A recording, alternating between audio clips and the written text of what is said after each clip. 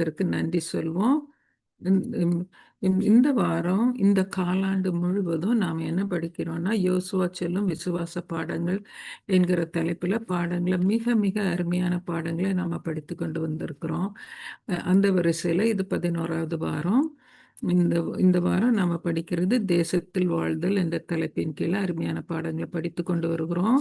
இன்றைக்கு வியாழக்கிழமை சச்சரவுக்கான தீர்வு அப்படிங்கிற ஒரு பாடத்த படிக்க இருக்கிறோம். அந்த பாடத்த எடுத்து தருவதற்காக நம்ம மத்தியில ம் சகோதரி ரஜினி கென்னடி வந்திருக்கிறாங்க. நான் அவங்கள பற்றி சொல்ல தேவையில்ல. நம்ம குடும்பத்தில ஒருத்தர்.